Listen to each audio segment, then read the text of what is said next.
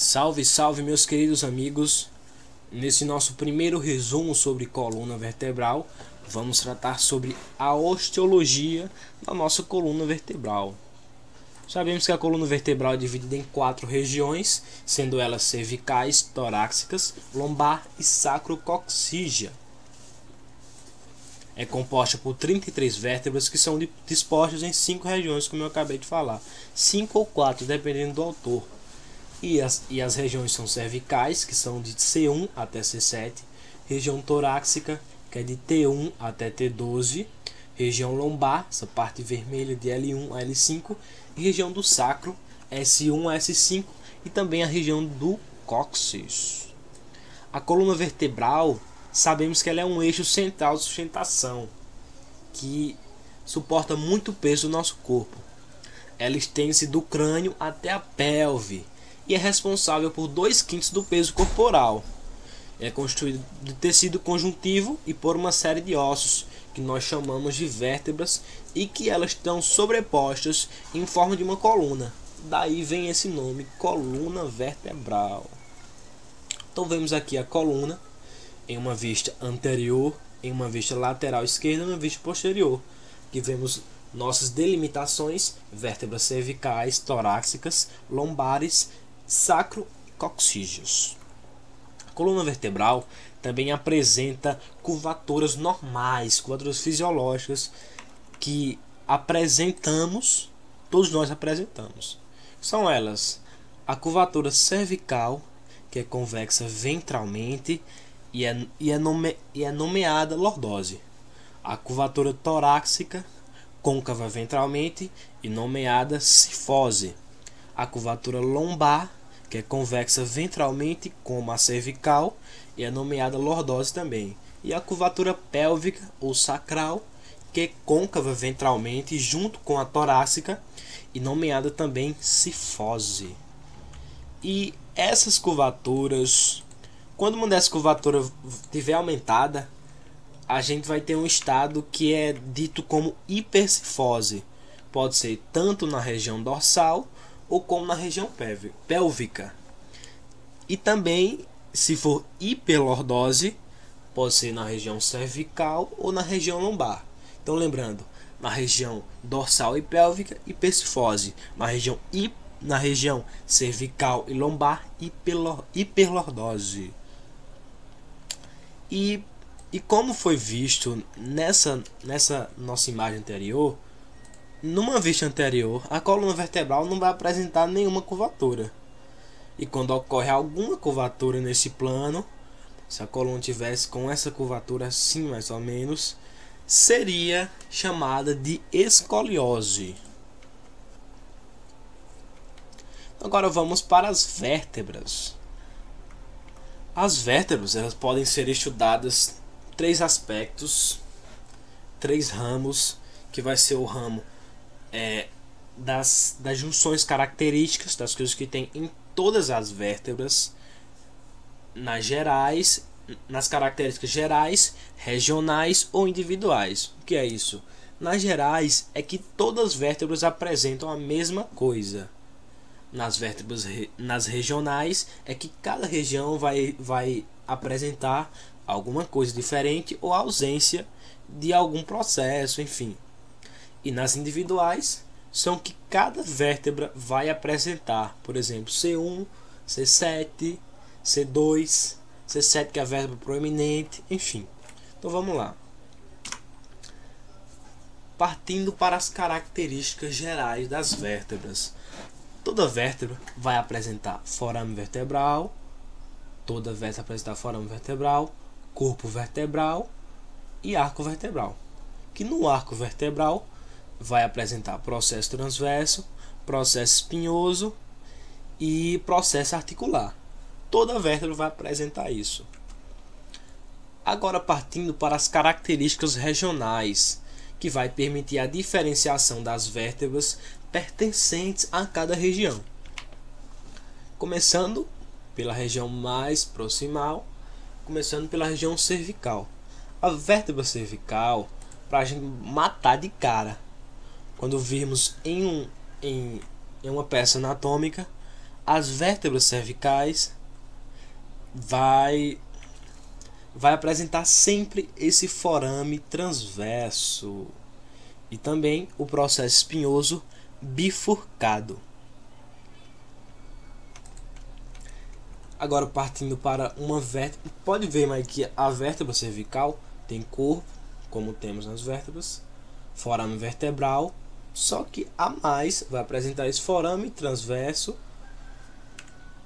nas saliências transversas, vai apresentar esse forame que ao vermos uma vértebra torácica, por exemplo, não apresenta esse forame.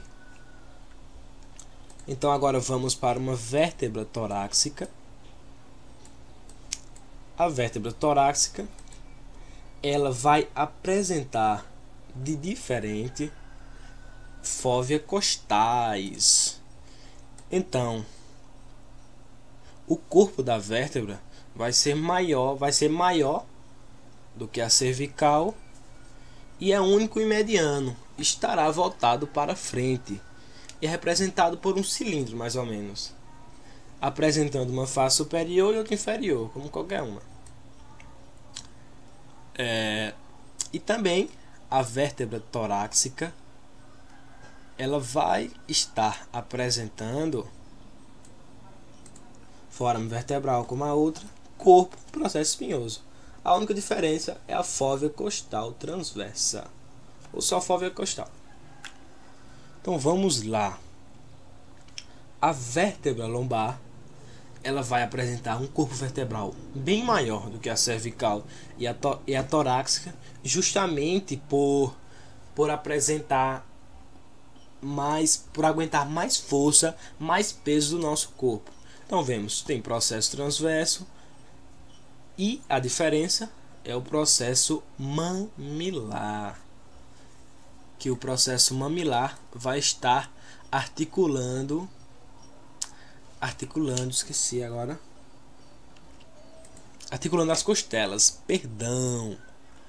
Então, como eu acabei de falar para vocês, é isso que a vértebra lombar apresenta. E agora partindo para as características individuais. Deixa eu passar aqui. Aqui vemos uma vértebra cervical C1, que é a primeira vértebra que tem o nome de Atlas, que a principal diferenciação desta vértebra para outras é de não possuir corpo. Aqui não vemos corpo e também não vemos processo espinhoso. Essa Atlas tem o nome por conta do deus da mitologia, como sabemos, o Atlas, que ele foi nomeado para segurar o mundo nas costas, o universo nas costas.